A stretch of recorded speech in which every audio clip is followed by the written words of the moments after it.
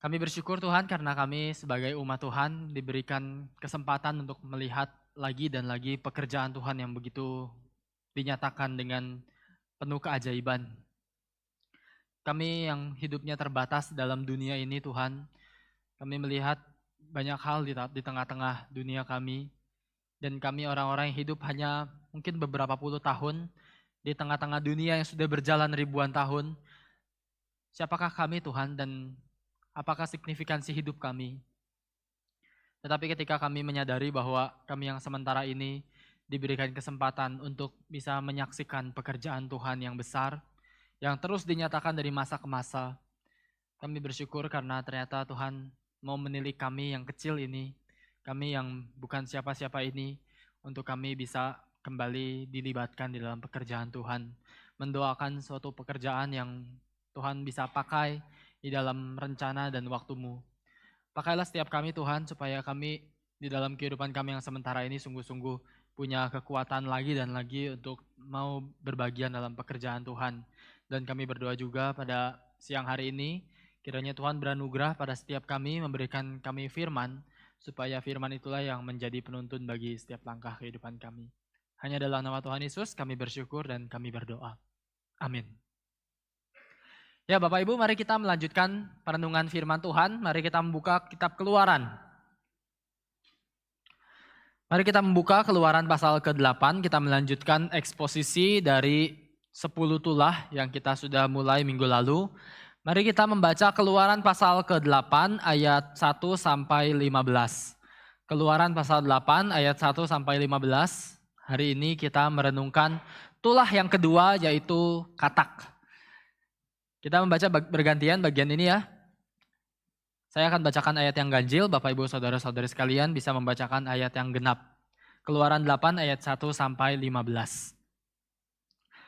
Berfirmanlah Tuhan kepada Musa, pergilah menghadap Firaun dan katakanlah kepadanya, beginilah firman Tuhan, biarkanlah umatku pergi supaya mereka beribadah kepadaku.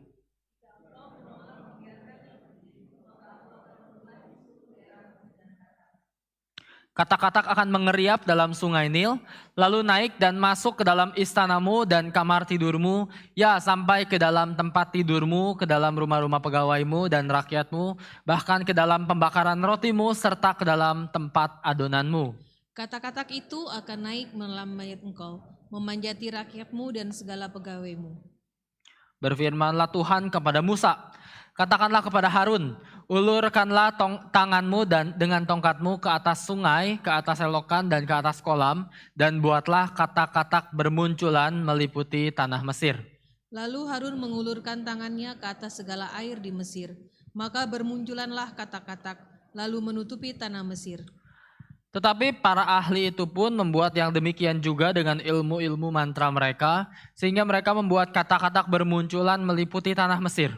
Kemudian Fir'aun memanggil Musa dan Harun serta berkata, berdoalah kepada Tuhan supaya dijauhkannya katak-katak itu daripadaku dan daripada rakyatku, maka aku akan membiarkan bangsa itu pergi, supaya mereka mempersembahkan korban kepada Tuhan.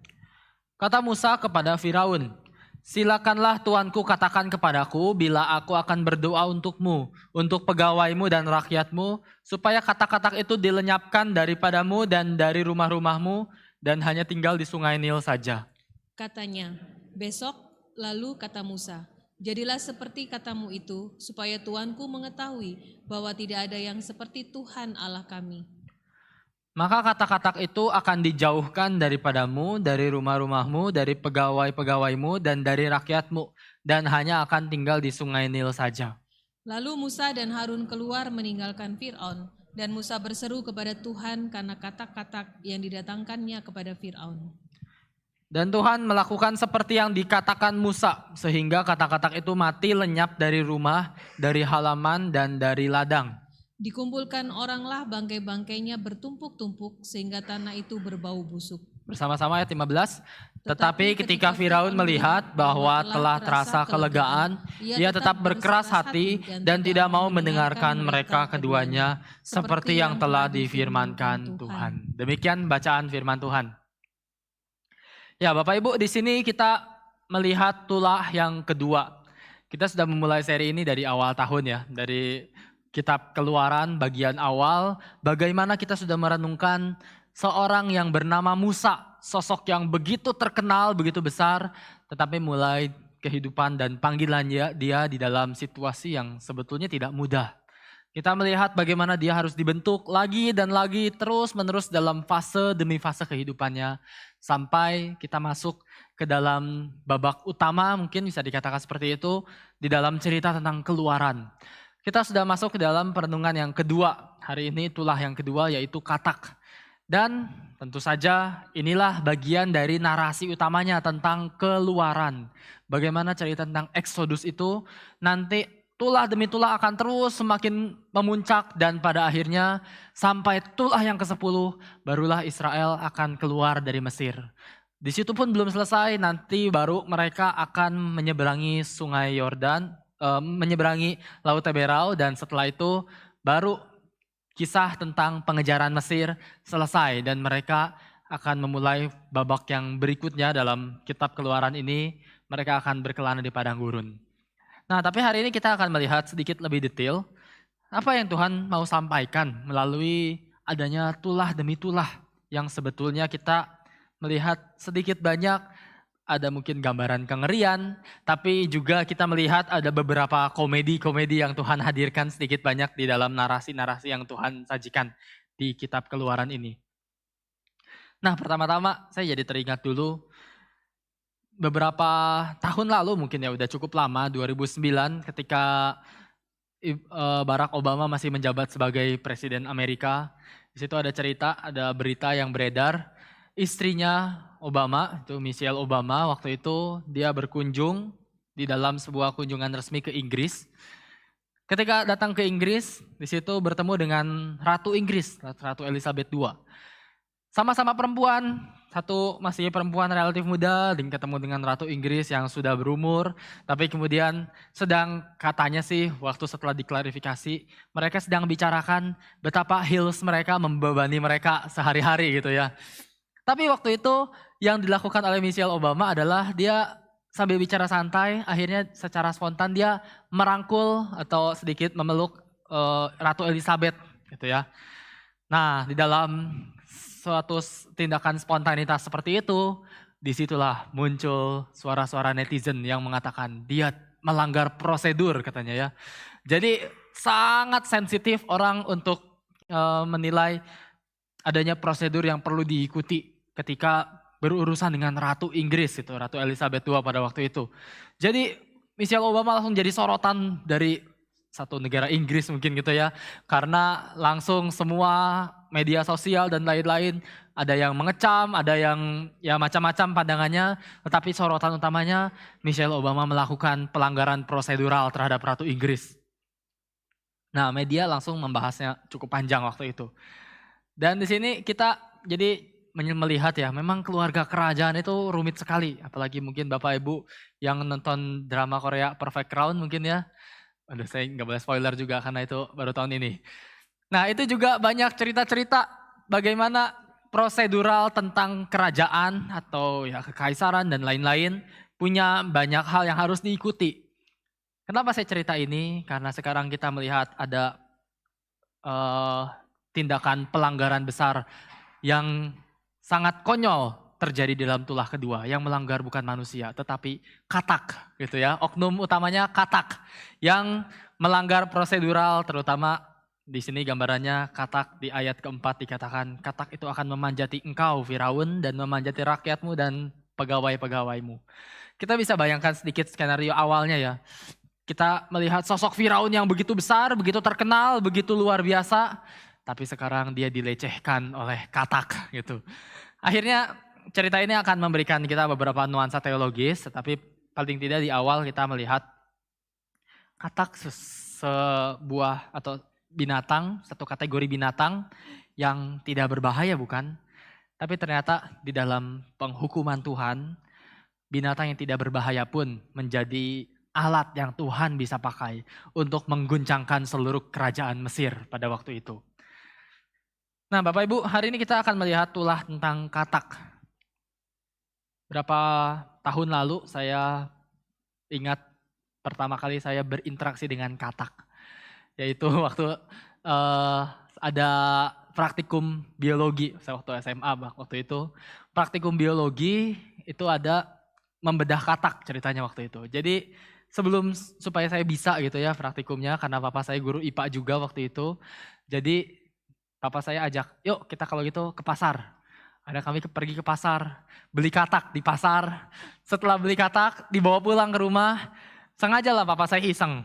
Begitu sudah dibawa pulang, langsung dengan sengaja katak itu dilepas. Dan tugas pertama saya adalah mengambil katak itu yang sudah loncat-loncat di dalam rumah. Akhirnya saya coba tangkap sambil berusaha harus berani. Kalau enggak gimana mau praktikum kalau pegang aja enggak berani. Sambil begitu mendekat tangan saya gemetar gitu ya. Akhirnya singkat cerita dibantu dulu awalnya, dibantu tangkap. Tapi kembali lagi poinnya supaya saya berani kan. Jadi dilepas lagi, saya berusaha tangkap. Singkat cerita akhirnya katak itu berhasil ditangkap dan di situ selamat tinggal katak. Akhirnya saya berkata seperti itu dan seluruh anggota organ tubuhnya dibuka. Saya minta maaf kalau Bapak Ibu ada yang punya hati nurani sangat tinggi terhadap katak ya. Tapi katak memang binatang yang kita anggap tidak berbahaya gitu kan. Tapi di sini kembali lagi poinnya, katak itu masuk ke istana waktu tulah ini datang, katak masuk ke kamar tidur, katak masuk ke tempat tidur, bahkan ke dapur kerajaan, sampai dikatakan ayat ini ke tempat adonan roti. Ini tempat yang paling kita expect nggak mungkin, nggak ada kepentingannya lah ada katak gitu. Tapi pada akhirnya Tuhan izinkan semuanya tidak ada yang terlepas dari tulah katak ini. Dan pada akhirnya jadi kita sadar, Tuhan tidak kirim singa, Tuhan tidak kirim naga atau pasukan satu militer gitu ya. Di sini Tuhan mengguncangkan Mesir hanya mendatangkan katak. Nah, maka apa yang bisa kita lihat ya dari beberapa bagian ini, karena kita melihat ternyata ini bukan cuma fenomena saintifik alam, tetapi ini adalah sebuah pesan teologis yang Tuhan mau sampaikan. Oke, kita akan membagi perenungan ini menjadi 3 bagian. Saya ajak yang pertama kita melihat kembali ayat yang ketiga dan keempat. Saya bacakan lagi ayat 3 dan 4. Ayat 3, katak-katak akan mengeriap dalam sungai Nil, lalu naik dan masuk ke dalam istanamu dan kamar tidurmu, ya sampai ke dalam tempat tidurmu, ke dalam rumah pegawai-pegawaimu dan rakyatmu, bahkan ke dalam pembakaran rotimu, serta ke dalam adonanmu. Ayat 4, katak-katak itu akan naik memanjati engkau, memanjati rakyatmu dan segala pegawaimu. Oke, ini yang pertama akan kita renungkan. Maka hari ini kita mau melihat katak itu sebetulnya apa yang mau disampaikan melalui tulah ini. Bapak Ibu, bagi orang Mesir, katak itu bukan sekadar binatang, tapi katak itu punya makna religius yang sangat penting pada waktu itu. Dalam agama Mesir kuno ada seorang dewi bernama Heket.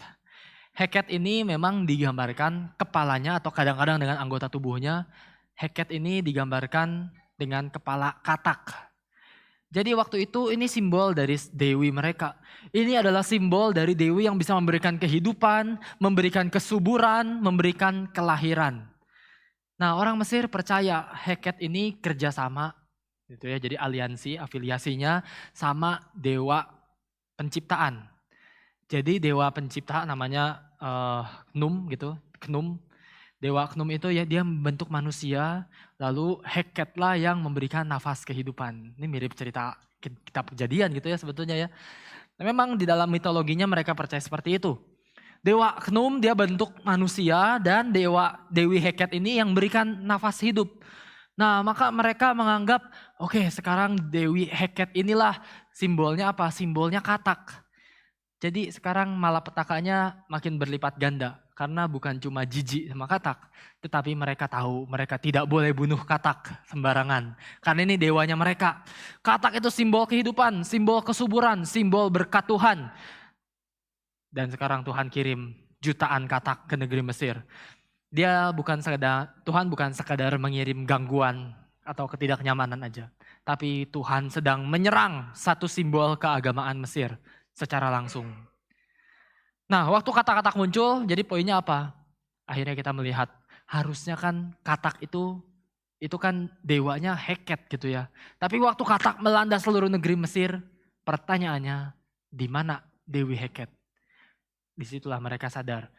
Harusnya Dewi Heket yang mengendalikan populasi katak, tapi dia tidak berdaya. Harusnya dia yang mengendalikan ketertiban, ciptaan gitu, yang melambangkan Dewi ini. Tapi pada akhirnya dia tidak bekerja apapun. Harusnya dia yang melindungi rakyat Mesir dari malapetaka. Tapi Dewi Heket kemana nggak tahu. Dan di sini sebaliknya, akhirnya mereka jadi lihat simbol berkat ternyata jadi kutuk. Simbol kehidupan malah jadi gangguan. Simbol kesuburan malah jadi kengerian. Lebih parahnya lagi akhirnya hewan yang mereka hormati, katak, hewan yang mereka hormati sekarang malah jadi sumber dari penderitaannya mereka. Seolah-olah Tuhan mau berkata kepada Mesir, oke, kalian sembah katak, oke, aku berikan katak pada kalian dengan jumlah yang tidak pernah mereka bisa bayangkan sebelumnya. Nah Bapak Ibu, sini ya orang-orang yang berusaha jelaskan fenomena ini secara sains, sempat punya penafsiran lucu juga Bapak Ibu. Jadi ada yang mengatakan, enggak sebenarnya ini bukan terlalu mujizat sekali gitu ya. Kenapa? Karena kan tulah sebelumnya udah udah cerita tentang air sungai Nil berubah jadi darah. Karena air sungai Nil jadi darah, terus dia meluap, terus udahnya jumlah katak di air pun jadi sangat besar. Karena airnya surut gitu ya, setelah meluap terus surut. Nah terus udahnya, ini penjelasan sainsnya aneh-aneh juga. Ada ikan-ikan mati dan lain-lain, akhirnya jadi katak itu nggak punya habitat lagi, maka katak-katak itu keluar dari sungai Nil. Makanya sekarang menyerbu negeri Mesir gitu. Ini ceritanya ada yang bilang seperti itu. Ada juga beberapa yang kaitkan dengan geografinya Mesir, ada yang kaitkan dengan macam-macam. Nanti semua tulah-tulah Mesir itu ada penjelasan sainsnya bagi mereka.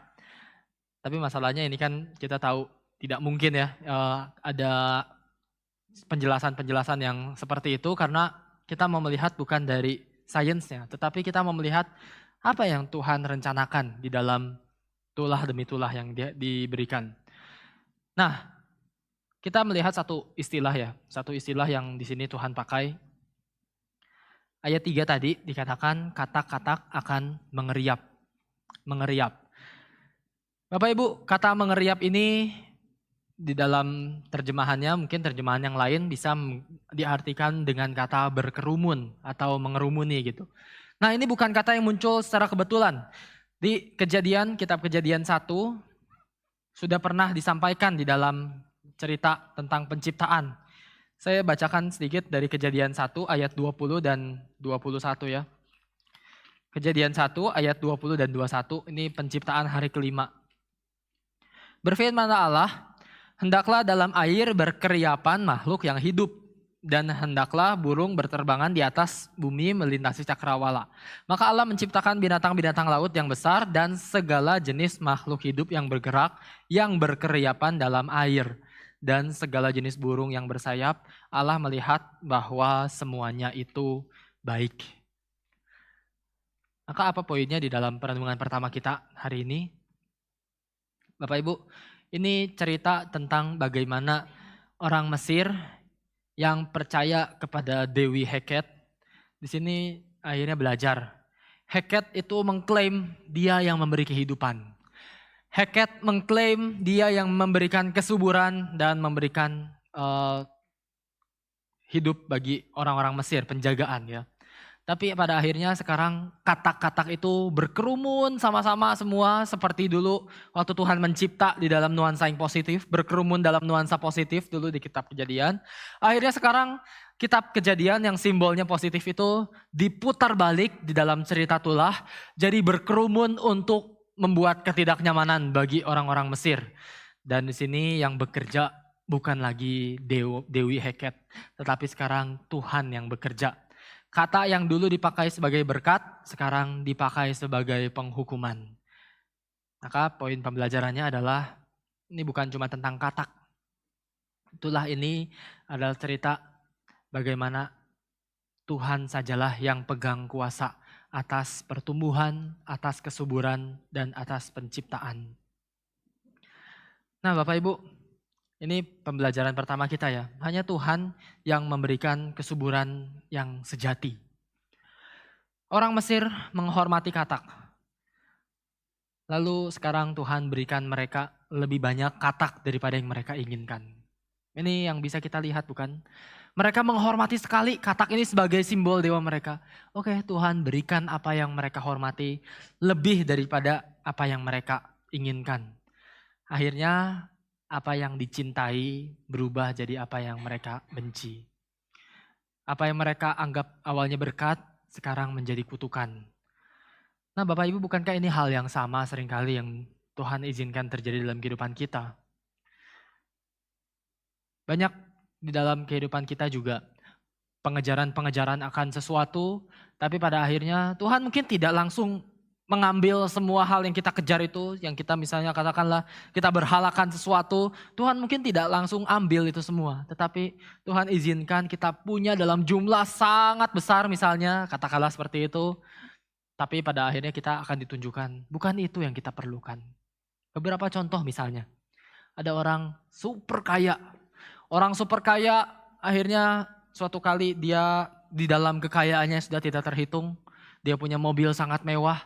Suatu kali dia mau pergi ke luar negeri. Dia pergi ke luar negeri tapi dia datang ke bank. Suatu kali dia datang ke bank, mau ngapain? Bukannya tanam saham. Dia ternyata datang ke bank minjem uang Bapak Ibu. Minjem uang, habis itu bank udah gak ngerti lagi. Minjem uang dalam jumlah cukup besar, akhirnya bank minta ada jaminan. Jaminannya apa? Akhirnya dia berikan mobil mewahnya. Tujuannya apa? Karena dia mau pergi ke luar negeri, dia takut kalau mobilnya ditaruh di rumah, takut ada yang ormas lah, takut ada musibah lah, ada gempa, ada bencana. Akhirnya dititip ke mobil mewahnya jadi ke bank supaya bank yang jagain dia, supaya dia bisa liburan ke luar negeri dengan tenang gitu. Ini kan gambaran dari orang yang sudah katakanlah punya segala-galanya, punya kekayaan yang tidak terhitung, tetap aja tuh punya kekhawatiran yang jauh lebih besar daripada orang yang gak punya sama sekali misalnya. Kita hidup di tengah-tengah banyak pengejaran. Orang yang punya banyak uang bukan berarti tidak punya kekhawatiran. Bahkan mungkin kekhawatiran kecemasannya tidak pernah selesai. Karena dia melihat, waduh hartaku kalau hilang gimana, kalau mobilku kenapa-napa, wah semua kekhawatiran, kecemasan, semuanya bisa tetap menimpa dia. Ini gambaran baru tentang uang yang ada sehari-hari dengan kita. Belum lagi kalau kita bicara tentang berbagai hal, misalnya orang yang mengajar karir akhirnya jadi alasan mengapa keluarga dikorbankan, menjadi alasan kenapa anak diterlantarkan, akhirnya persahabatan mungkin dijual dan berbagai hal lain. Ini kan bagaikan orang Mesir ya sebetulnya yang akhirnya mempersembahkan korban kepada Heket demi mendapatkan sesuatu dari dewa, akhirnya dia korbankan keluarganya dan berbagai hal lain. Zaman kuno memang agak sadis, agak kejam. Kalau orang persembahkan korban kepada dewa, ini contoh beberapa ya. Dewa Molok misalnya itu dewa dari tetangga-tetangganya Israel. Dewa Molok minta biasa persembahannya apa? Persembahannya bayi gitu ya. Ini kan sadis sekali kita hari ini melihatnya. Dewa yang mereka sembah minta persembahannya bayi. Akhirnya banyak orang-orang waktu itu, orang-orang sekitar timur dekat Kunos itu, mereka persembahkan bayi ditaruh di atas wajan panas dan akhirnya itu yang dipersembahkan bagi dewa. Hari ini kita mungkin bilang dasar manusia barbar gitu ya. Tapi bukankah hari ini kita juga punya banyak konsep modern tentang kita mencari sesuatu di tengah dunia, kita menempatkan berbagai berhala-berhala modern dan akhirnya kita misalnya mengejar karir, mungkin karir kita dapat mulus semua lancar, tapi yang dikorbankan apa? Ya seperti orang dulu mengorbankan bayi, mengorbankan anaknya, hari ini mungkin kita korbankan hal lain, misalnya persahabatan kita, atau mungkin identitas Kristen kita jadi identitas yang kompromistis, atau berbagai hal lain, keluarga bisa dikorbankan, anak bisa dikorbankan, persahabatan bisa dikorbankan, dan berbagai hal lain di dalam dunia. Bukankah ini sama barbarnya dengan zaman kuno dulu? Belum ketika kita bicara juga tentang hasrat untuk dicintai, mungkin kita katakan seperti itu. Khususnya mungkin bagi anak-anak muda, merasa tertekan sekali, misalnya contoh tiap kali Imlekan selalu keluarga besar tanya, ayo mana calonnya kok nggak dibawa.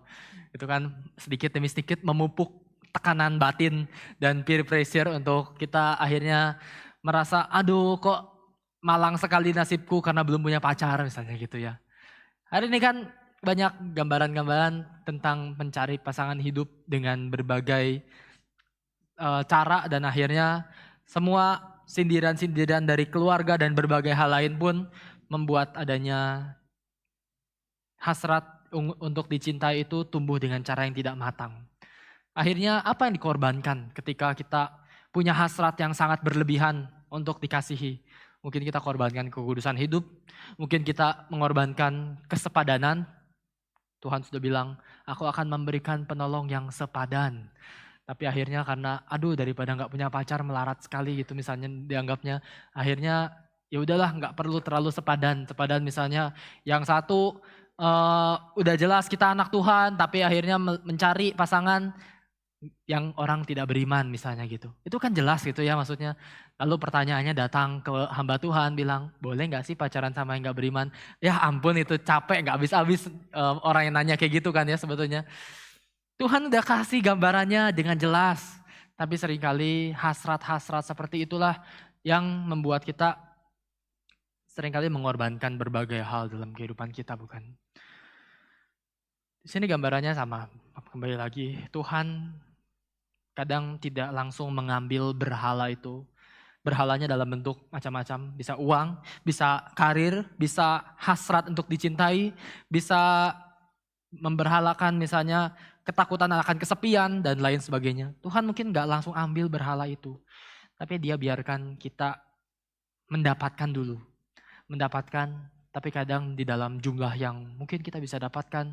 Oh akhirnya dapat harta, dapat karir, dapat cinta. Sampai akhirnya kita akan sadar, ternyata bukan itu yang kita perlukan. Justru Tuhan seperti gambaran di Mesir, mereka mendambakan katak gitu ya, dewa katak.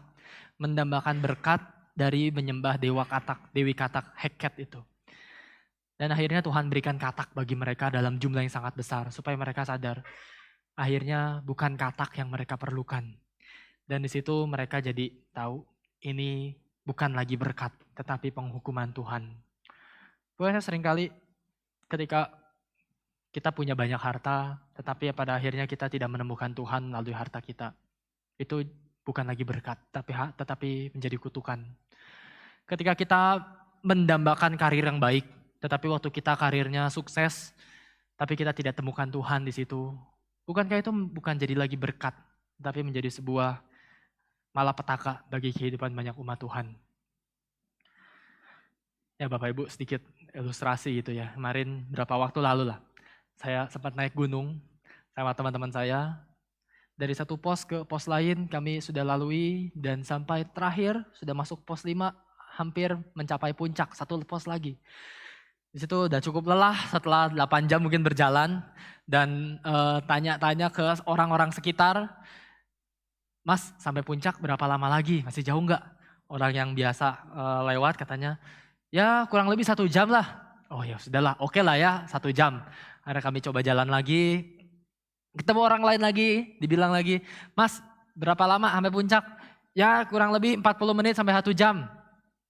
Oke, kita mentekadkan diri, oke fight sampai akhir. Tapi orangnya kasih tambahan embel-embel. Tapi tanjakannya cukup terjal. Wah udah mulai gelisah nih kami ya, saya dengan teman-teman. Tapi ya nanggung mikirnya, udah 5 pos terlalui, mau tinggal 1 pos lagi sampai puncak kok. Akhirnya begitu kami lanjut lagi, disitulah kami melihat ke atas sekali, ternyata puncaknya sangat terjal, bukan cuma agak terjal gitu ya. Akhirnya dengan perasaan, udah nanggung sampai sini, udahlah lanjut terus. Lanjutlah kami sampai singkat cerita nyampe juga puncak. Dan setelah itu kami foto-foto, kami menyelesaikan seluruh urusan di puncak. Barulah kami sadar di situ. Gimana turunnya? Karena ternyata turunnya lebih sulit daripada naiknya. Ternyata ya Bapak Ibu. Di situ teman saya juga lebih depresi ketika dia mau turun daripada waktu naik. Dan di situ waktu kami sedang menatap ke bawah dengan turunan yang begitu terjal, di situ saya bikin sedikit guyonan dengan teman-teman. Inilah gambaran orang yang tidak pernah puas gitu ya, mengejar karir begitu dalam sampai akhirnya udah di puncak lupa turun. Ini gambaran juga waktu saya merenungkan bagian ini, itu kan sedikit anekdot saja. Tetapi dalam kehidupan kita mungkin lebih fatal ya, karena ketika kita ada di dalam kehidupan kita hari lepas hari yang bisa dikelilingi dengan berbagai ambisi. Tetapi ketika kita menjalani hari demi hari dengan berbagai pengejaran-pengejaran yang kita anggap, aku perlu ini Tuhan, aku perlu harta, aku perlu materi, aku perlu karir, aku perlu dicintai, aku perlu hidupku diisi oleh orang lain. Tapi pada kenyataannya kita tidak mencari untuk hidup kita diisi oleh Tuhan. Di situ Tuhan kadang tidak langsung mengambil berhala itu daripada kita. Tapi Dia izinkan kita dapat. Dan sampai pada akhirnya kita menyadari bahwa bukan itu yang kita perlukan. Ini pembelajaran pertama kita. Itu hanya Tuhanlah yang bisa memberikan kesuburan yang sejati. Bukan dari heket, bukan dari bentuk-bentuk heket modern pada zaman ini. Tapi hanya dari Tuhan kesuburan sejati itu bisa didapatkan. Maka kita masuk dalam perenungan yang kedua. Yang pertama mencari kesuburan yang sejati atau kelimpahan yang sejati. Tapi yang kedua kita melihat tulah kedua ini mau mengajarkan apa. Yang kedua bukan hanya tentang mencari kesuburan atau kelimpahan yang sejati. Tetapi poin kedua yang kita renungkan, tulah ini mau mengajarkan kita bagaimana mencari penghiburan yang sejati. Kenapa penghiburan? Bapak Ibu, di sini Heket kembali lagi, itu adalah dewi yang juga bukan hanya bicara tentang kesuburan, bicara tentang berkat, tetapi ini juga dewi yang selalu dikaitkan dengan pergumulan mereka sehari-hari mengenai kelahiran dan kehidupan. Jadi ini dewi yang akan sangat dekat dengan komunitasnya ibu-ibu terutama gitu ya. Tapi tentu bukan hanya ibu-ibu, tetapi setiap orang di dalam pergumulannya masing-masing. Orang Mesir percaya Heket ini yang berkuasa mengatur kelahiran dan kehidupan. Dia dikaitkan dengan proses waktu seorang ibu mengandung, bersalin, dan setelahnya sampai kelangsungan hidup dari bayi yang dilahirkan. Nah Bapak Ibu, dalam dunia kuno ini bukan perkara kecil. Hari ini teknologi udah sangat canggih gitu ya. Persalinan atau ketika seorang melahirkan itu bisa dibantu dengan berbagai teknologi-teknologi yang membantu sekali dan memberikan banyak jaminan. Bayinya aman, bahkan sudah bisa dicek kondisi kesehatan bayinya sebelum dia lahir dan lain-lain. Tapi zaman dulu tidak ada teknologi seperti itu. Tidak ada teknologi medis yang bisa berikan jaminan, tidak ada rumah sakit modern. Setiap kehamilan memang satu sisi membawa harapan, membawa sukacita, tetapi di saat yang bersamaan juga memberikan ketakutan yang begitu besar bagi banyak keluarga. Akhirnya setiap kali seorang ibu sedang berjuang dalam sakit bersalin, mereka sering kali mencari penghiburan dari Heket, mencari pertolongan dan penghiburan dari Heket. Mereka berharap dewi ini yang akan jaga kehidupan yang sedang bertumbuh di dalam janin mereka.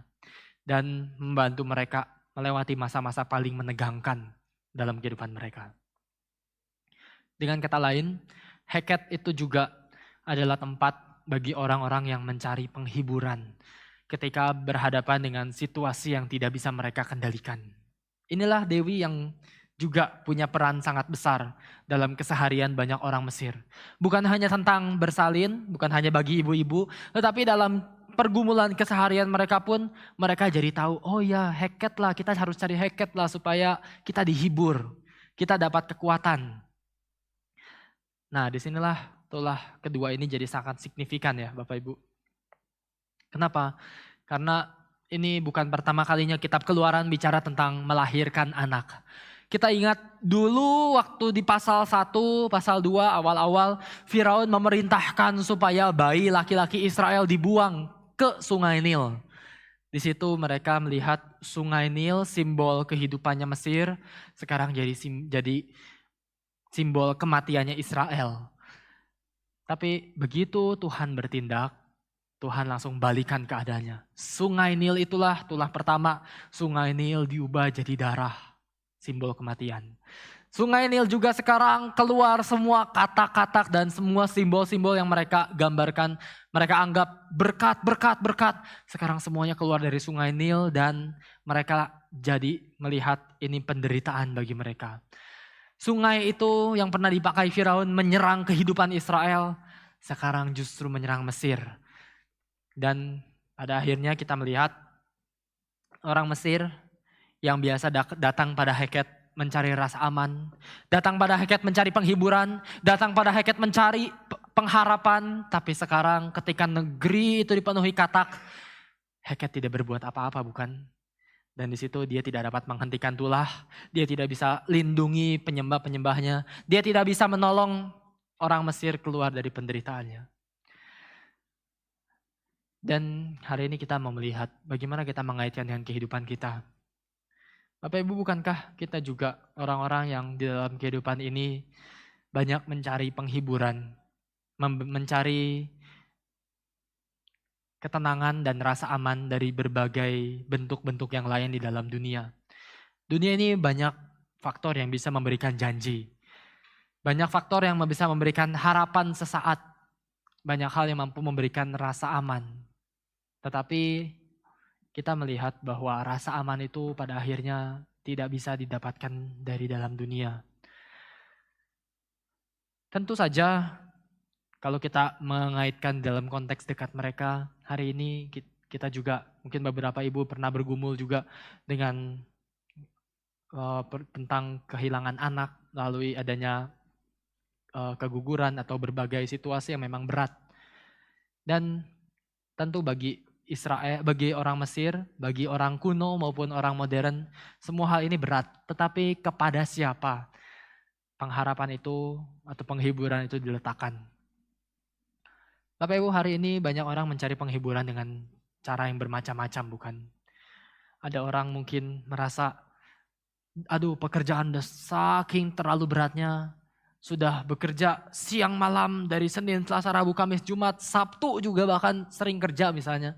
Akhirnya udahlah Minggu kita harus ada work-life balance gitu kan ya. Hari ini sering kali pakai slogannya work-life balance. Sudah seminggu bekerja, akhirnya waktunya untuk bisa live gitu ya. Ini asumsinya berarti selama work tidak live. Dan kalau kita live tidak boleh ada work gitu kan ya. Ini kan zaman modern kita familiar dengan cara seperti ini. Akhirnya live-nya dengan cara apa? Ya inilah harus dapat penghiburan. Sudah kerja seminggu penuh bekerja. Sekarang cari penghiburan dengan cara apa? Larinya kemana? Ya seringkali paling gampang gaya hidup yang hedonistik, bukan? Mencari segala macam kebahagiaan, mencari yang kita inginkan sesuka-sukanya, mau ngapa-ngapain terserah. Yang penting kita live dan tidak ada lagi work di dalamnya. Nanti karena satu hari ini atau 2 hari misalnya Sabtu Minggu ini di mana kita live, nanti Seninnya kita akan kembali kepada malapetaka yang bernama work itu. Ini kan dunia yang sangat familiar di sekitar kita. Akhirnya penghiburan dicari dari mana? Dari gaya hidup hedonisme. Gaya hidup yang selalu meningkatkan lagi dan lagi taraf hidup, gaya hidup. Yang ditingkatkan adalah gaya hidup manusia. Dan semakin lama semakin hedon, semakin mencari aku baru bahagia kalau keinginanku dipuaskan. Mungkin ini yang sering kali terjadi dalam kehidupan banyak orang, terutama termasuk juga orang Kristen. Atau mungkin di dalam cara yang lain, banyak orang mungkin terutama anak-anak muda ketika di dalam pergumulan tentang pasangan hidup misalnya mengalami katakanlah ditolak sama gebetan, contoh gitu ya paling sering terjadi, ditolak gebetan misalnya, wah emosi langsung bergejolak sedemikian rupa, mau marah tapi aduh masa marah gitu ya, ditolak gebetan marah, nanti gengsi dong, nanti dikira bucin amat lo gitu ya, ditolak sekali aja langsung emosinya meledak-ledak, gengsi dong kalau marah. Akhirnya kalau gak marah gimana dong? Kalau nggak marah ya cari pelarian. Cari pelarian apa? Wah begitu ditolak hari ini, cepet-cepet nggak tunda lagi. Besok langsung install dating apps. Dating apps mana cari dating apps? Dating apps dapat langsung begitu lihat koleksi-koleksi semua akhirnya melihat oke dapat sekumpulan pilihan. Jadi prinsipnya adalah koleksi dulu baru seleksi. Betul Bapak Ibu? Koleksi dulu baru seleksi gitu kan ya. Itu padahal akar masalahnya apa? Ya karena tadi ditolak, lalu mau marah gengsi misalnya, lalu karena emosi nggak bisa dikendalikan, cari pelarian misalnya gitu. Saya tentu bukan anti sekali dengan dating apps dan berbagai hal lain. Ini kan fenomenanya ya. Tapi seringkali kita melihat fenomena ini ternyata akan menghasilkan banyak hal lain di depan yang justru bisa lebih fatal. Ketika orang misalnya sudah punya prinsip koleksi dulu baru seleksi, akhirnya mudah dekat dengan orang baru misalnya, akhirnya melakukan ada fenomena namanya love bombing juga ya Bapak Ibu kalau pernah tahu. Jadi meledak-ledak di awal, begitu kenal langsung tiap hari diapelin, tiap hari ditelepon misalnya gitu. Percayalah dalam beberapa waktu langsung mulai merasa bosan dan ilfeel. Akhirnya ghosting gitu kan ya. Ini terminologi-terminologi yang sering ada di dalam kalangan banyak anak muda. Mulai dari koleksi baru seleksi, lalu mulai love bombing, udah jadi ilfeel, jadi ghosting. Bapak Ibu kalau baru dengar istilah ghosting, ghosting itu ibaratnya ada seorang misalnya satu laki-laki mendekati satu perempuan, sudah dekati dengan sangat gencar, sangat intens dan bikin perempuannya terbawa perasaan dan setelah itu begitu laki-lakinya ilfeel, ilfeel itu hilang feeling ya Bapak Ibu ya. Saya pakai istilahnya itu ya terlalu Gen Z ya. Ilfeel misalnya atau udah hilang rasa, akhirnya laki-laki menghilang layaknya hantu. Itulah fenomena namanya ghosting di kalangan banyak anak muda. Tapi kembali lagi, bukan soal fenomenanya, tetapi banyak orang mencari penghiburan dengan melarikan diri dari realita. Bukan karena dating apps-nya, bukan karena PDKT-nya terlalu impulsif di awal, bukan hanya itu. Tetapi mungkin lebih karena belum ada waktu yang cukup untuk merenungkan kehidupan. Belum ada waktu dan kesempatan yang cukup untuk bisa membawa pergumulan, membawa rasa penolakan itu dibawa kepada Tuhan. Socrates pernah bilang, an examined life is not worth living. Atau hidup yang tidak dievaluasi atau tidak direnungkan, itu bukanlah hidup yang layak dijalani. Sekali lagi ya, ini perkataan Socrates. An examined life is not worth living. Hidup yang tidak direnungkan, bukanlah hidup yang layak untuk dijalani. Tapi bukankah seringkali banyak masalah kehidupan kita munculnya dari apa? Dari keadaan kita yang seringkali belum sempat slow down sebentar, merenungkan kehidupan kita sebentar dulu. Kita bawa dulu kepada Tuhan, lalu kita minta penghiburan dari Tuhan. Sebelum kita lakukan ini, seringkali kita langsung mencari berbagai penghiburan yang ditawarkan oleh dunia. Termasuk juga ketika orang mengalami keadaan terpuruk, depresi, stres, dan lain sebagainya, seringkali banyak orang langsung cepat-cepat lari ke psikiater, akhirnya menggunakan berbagai jenis psikotropika dan lain sebagainya. Ya secara sains memang bisa membuat banyak masalah selesai karena psikotropika itu akan memainkan hormon-hormon dalam tubuh kita. Akhirnya semua hormon-hormon yang membuat kita memicu overthinking, memicu berbagai pikiran-pikiran negatif, hormon itu diredam sedemikian rupa atau dikendalikan supaya akhirnya kita sepertinya efeknya, fenomenanya seperti lebih tenang, lebih bisa kontrol emosi. Padahal itu semua pekerjaan dari obat-obatan terhadap hormon tubuh kita gitu ya. Bukannya salah, bukannya nggak boleh sama sekali. Saya nggak bilang orang yang tadi dating apps atau pakai psikiater atau apa-apa langsung dianggap nih calon penghuni neraka gitu ya, bukan juga terutama Bapak Ibu. Tapi ini sebuah fenomena yang seringkali terjadi di sekitar kita, padahal mungkin yang pertama-tama perlu dilakukan adalah mengevaluasi dulu hidup kita dan membawa pergumulan kita datang pada Tuhan. Sebelum kita mencari penghiburan dari dunia, kita dibawa untuk membawa penghiburan itu kepada Tuhan. Bapak Ibu, ini adalah keadaan di dalam dunia kita, di mana banyak orang mencari penghiburan di dalam berbagai bentuk. Atau mungkin juga ada orang-orang yang mencari penghiburannya, oke, nggak pakai gaya hidup hedonisme misalnya, nggak pakai pelarian mencari pasangan hidup dengan cara dating apps dan lain sebagainya. Atau mungkin nggak pakai obat-obatan lah. Tapi ada orang yang larinya modelnya beda lagi. Larinya dengan cara apa? Fortress mentality misalnya gitu ya. Fortress mentality itu mentalitas kubu pertahanan. Akhirnya nggak mengklaimnya sih, iya saya tangguh, nggak mudah terpengaruh oleh orang lain, nggak mudah terpengaruh situasi luar. Kenapa? Karena saya bangun fortress, saya bangun dinding, saya bangun tembok yang kita sendiri sebetulnya kadang-kadang nggak sadari. Bangun tembok dari apa? Supaya jangan ada orang lain yang bisa masuk hidupku dan jangan sampai aku masuk ke dalam kehidupan orang lain. Bukankah ini juga salah satu cara yang banyak orang suka pakai untuk menghibur dirinya sendiri? Supaya nggak terluka lagi daripada kita, ya katakanlah daripada kita nanti disakiti lagi, udah mending bangun tembok. Mending jadi orang yang kalau berelasi ya udah survei saja, nggak perlu punya relasi terlalu dalam daripada nanti udah bangun persahabatan dalam atau mungkin jalin relasi yang akrab, yang dekat, setelah itu disakiti, lebih terluka. Akhirnya banyak orang nggak mau dihibur dengan cara lain selain membangun tembok. Akhirnya dari orang yang membangun tembok itu, dia nggak bisa masuk ke dalam kehidupan orang lain dan orang lain nggak bisa masuk ke dalam kehidupan dia. Apa yang hilang dari orang-orang seperti ini? Ya memang dia nggak bisa dilukai, tetapi dia juga nggak bisa dikasihi oleh orang lain. Bukankah ini gambaran yang lebih mengerikan ya? Hari ini banyak orang merasa fine untuk membangun tembok seumur hidupnya karena merasa saya akan jadi kebal dari rasa sakit. Tapi pada akhirnya orang-orang seperti ini jugalah yang pertama-tama akan kebal dari namanya dikasihi, baik oleh manusia maupun oleh Tuhan.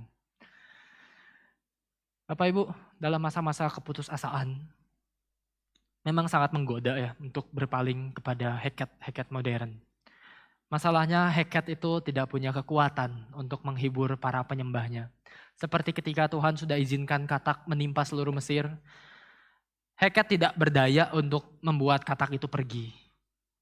Dan inilah juga yang kita akan hadapi ketika kita mencari penghiburan dari tengah-tengah dunia. Saya kutip sedikit cerita tentang Elaine Maxwell.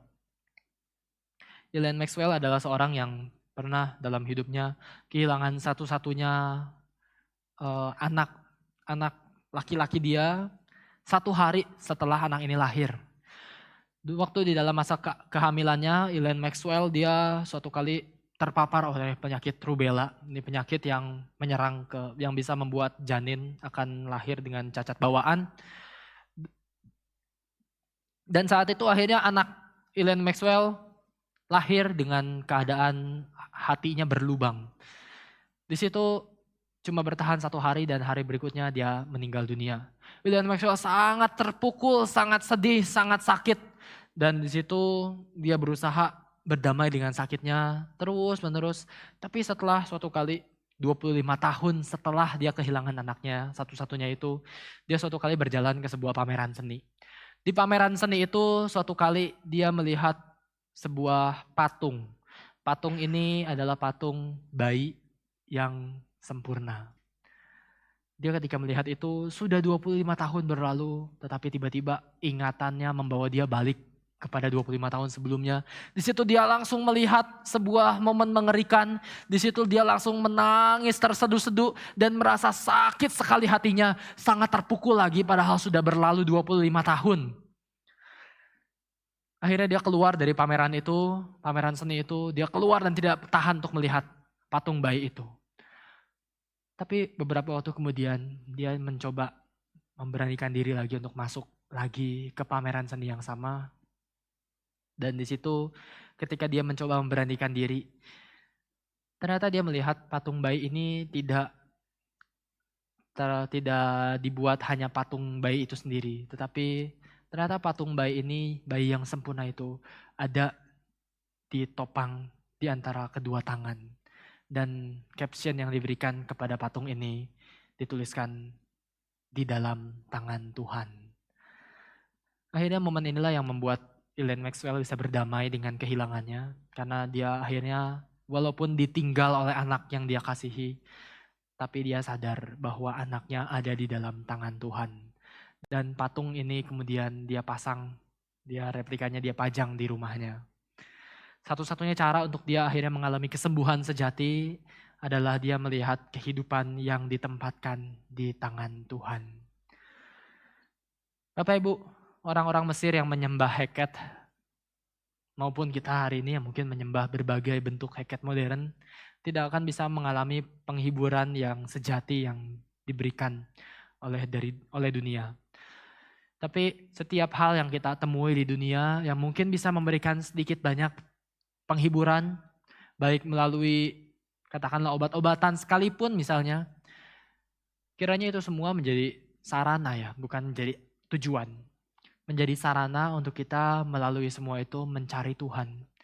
Mungkin itu bisa Tuhan izinkan untuk kita pakai, tetapi kalau waktu kita jadikan itu sebagai tujuan, akhirnya kita tidak akan mendapatkan penghiburan yang sejati.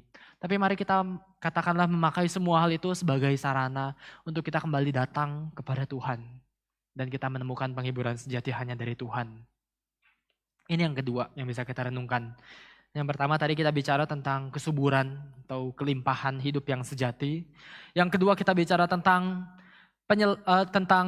penghiburan yang sejati.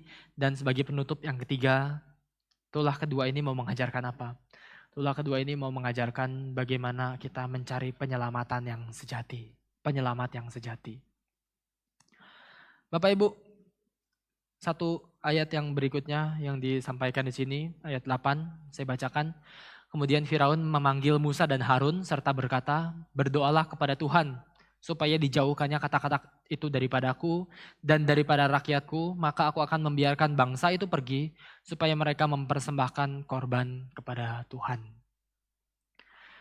Nah, Bapak Ibu di sini kita melihat satu titik yang sudah tidak tertahankan oleh Firaun. Dia sudah melihat gambaran tentang Mesir yang dipenuhi oleh katak sedemikian rupa. Dan di situ dia sudah coba ahli-ahli sihir Mesirnya mencoba menangani masalah ini, tetapi komedinya di sini adalah ahli Mesir dikatakan bisa membuat yang demikian juga. Ahli Mesir bukannya mengusir katak, malah menambah masalah di dalam Mesir ini. Mungkin Firaun langsung sudah maki-maki mereka dasar tidak berguna gitu kali ya. Bukannya ngusir malah nambah katak lebih banyak lagi. Nah ini gambaran yang kemudian membawa Firaun akhirnya melakukan sesuatu yang tidak pernah dia lakukan sebelumnya. Yaitu dia panggil Musa dan Harun.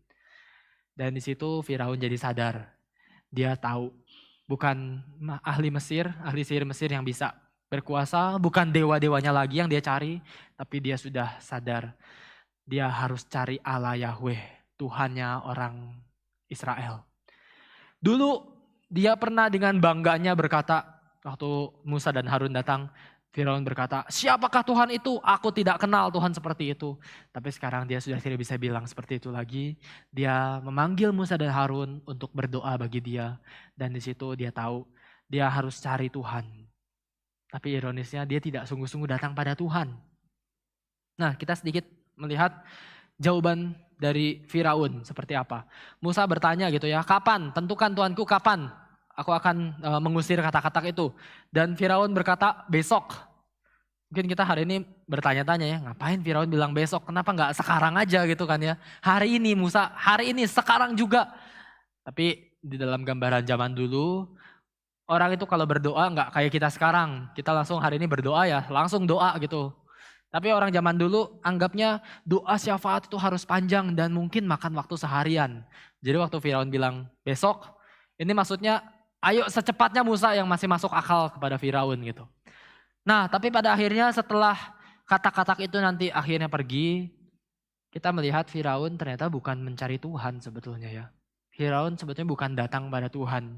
Kenapa? Yang dikatakan Firaun di sini adalah singkirkanlah kata-kata itu. Bapak Ibu, ini poinnya yang ketiga ya, mencari penyelamatan yang sejati. Firaun sebetulnya cuma ingin lepas dari akibat dosa tanpa benar-benar dia lepas dari dosa itu sendiri. Sekali lagi saya katakan, Firaun itu cuma ingin lepas dari akibat dosa tanpa dia benar-benar lepas dari dosanya sendiri. Dia cuma ingin masalahnya hilang, dia tidak ingin hatinya diubahkan. Ini gambaran yang seringkali kita juga hadapi, bukan? Seringkali banyak orang-orang Kristen juga berdoa pada Tuhan cuma untuk menghilangkan katak demi katak yang mengganggu kehidupan kita. Bukan untuk membereskan masalah dosa kita gitu mungkin. Banyak orang mungkin merasa, aduh kesehatan terganggu makanya berdoa. Keuangan sulit makanya doa. Keluarga bermasalah makanya doa. Pekerjaan terguncang ya udah doa. Atau mungkin studi lagi nggak baik-baik saja, doa. Seringkali yang kita fokuskan, Tuhan singkirkan kataknya gitu. Sepertinya Tuhan tolong bereskan masalahku, tolong cabut masalahku daripadaku. Kita hanya ingin kataknya hilang. Seperti Firaun, padahal masalah terbesar kita bukan katak. Masalah terbesar kita itu bukan konsekuensi dari dosa, tetapi adalah dosa itu sendiri. Yang memisahkan manusia dari Allah bukanlah penderitaan. Yang memisahkan manusia dari Allah bukanlah kesulitan, tetapi ya realita dosa itu sendiri. Dan bukankah banyak orang Kristen hari ini pun seringkali seperti Firaun yang lebih mengharapkan masalah itu hilang daripada dosa sendiri yang dibereskan. Maka sebagai penutup dari bagian ini, Injil memberikan sebuah cerita yang lebih besar daripada sekadar cerita tentang tulah. Tulah membawa kita kepada sebuah gambaran yang ironis tentang Mesir yang mengeraskan hati, Firaun yang mengeraskan hati. Dan Tuhan memberikan penghukuman bagi mereka. Tetapi berita Injil membawa sesuatu yang lebih besar daripada Firaun, daripada apa yang diminta Firaun. Bapak Ibu, Firaun ingin tulahnya diangkat. Tapi pada akhirnya kita mendapatkan cerita yang lebih besar, yaitu Yesus Kristus akhirnya datang. Bukan mengangkat tulah, tetapi dia mengangkat dosa kita daripada kita. Firaun hanya ingin hidupnya kembali nyaman dan tidak ada yang melawan dia. Sedangkan Kristus datang ke dalam dunia, dia membuat kita yang sebetulnya sedang melawan Allah, pada akhirnya diperdamaikan dengan Allah. Bukankah ini gambaran yang lebih besar? Firaun hanya mencari kelepasan yang sifatnya sementara dari katak-katak itu. Tapi Kristus memberikan sebuah keselamatan yang sifatnya kekal bagi kehidupan kita. Pertanyaannya bagi kita, ketika kita berdoa, ketika menggumulkan tentang masa depan, tentang berbagai hal dalam kehidupan kita, sebetulnya yang kita khawatirkan itu apa? Sebetulnya yang kita khawatirkan seringkali mungkin kita bilangnya masalah finansial, masalah keluarga dan berbagai hal lain. Tapi mungkin ada sebuah kebergantungan pada berhala yang kita sebetulnya masih pegang dalam hidup kita. Mungkin kita masih dipenuhi dengan kekhawatiran kalau kita tidak makmur hidupnya, tidak bisa hidup hedon misalnya seperti itu. Tapi seringkali kita berdoa, Tuhan singkirkanlah katak-katak itu dalam hidup kita gitu. Singkirkanlah masalah-masalah dalam hidup kita. Tanpa kita sungguh-sungguh rindu supaya Tuhan singkirkan dulu berhala dan dosa kita sebelum masalah hidup kita disingkirkan. Nah Bapak Ibu, hari ini kita dibawa untuk memandang kepada Kristus. Memandang kepada Kristus karena di dalam Dialah kita menemukan penyelamat yang sejati. Yang bukan hanya mencabut masalah hidup kita, tetapi dia mencabut dosa kita sepenuhnya. Supaya kita menjadi orang-orang yang dikuduskan dan hidup semakin lama semakin kudus. Pertobatan itu bukan satu kali seumur hidup kita. Pertobatan itu adalah sesuatu yang dilalui terus-menerus setiap hari, bertobat lagi dan membawa setiap pergumulan dan dosa kita untuk diselesaikan di hadapan Kristus. Itulah sebabnya bukan setiap kali kita beribadah, sebelum kita berdoa syafaat, selalu ada momen di mana kita diajak mengakui segala dosa kita di hadapan Tuhan. Karena seringkali kita gagal dan gagal lagi. Dan disinilah ajakan juru selamat itu menjadi berharga bagi setiap kita. Karena Tuhan mau mengundang kita yang sering gagal ini mencari penyelamat yang sejati hanya di dalam Kristus. Mari kita memandang kembali kepada Kristus, sebab hanya di dalam Dialah kita menemukan adanya kelimpahan hidup. Yesus yang datang ke dalam dunia, Dia yang digambarkan sebagai gembala dan memimpin kita domba-dombanya untuk menikmati padang rumput yang hijau. Itulah arti dari kelimpahan hidup yang Tuhan mau berikan. Yesus yang datang ke dalam dunia juga memberikan penghiburan. Bagaimana caranya? Dia datang dan merasakan seluruh penderitaan sebagai manusia. Sampai orang paling dikucilkan di tengah masyarakat pun, orang yang paling rendah pun statusnya di tengah masyarakat. Yesus datang ke dalam dunia dan dia rangkul, dia makan bersama orang-orang yang dipinggirkan oleh masyarakat.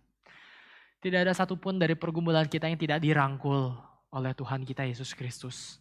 Pertanyaannya, maukah kita membawa seruan doa kita bukan hanya untuk menyelesaikan Tuhan membereskan masalah kita, tapi sungguh-sungguh membereskan seluruh dosa-dosa kita di hadapan Tuhan dan kita menemukan hidup yang berkelimpahan, menemukan penghiburan, dan menemukan keselamatan yang sejati hanya di dalam Kristus.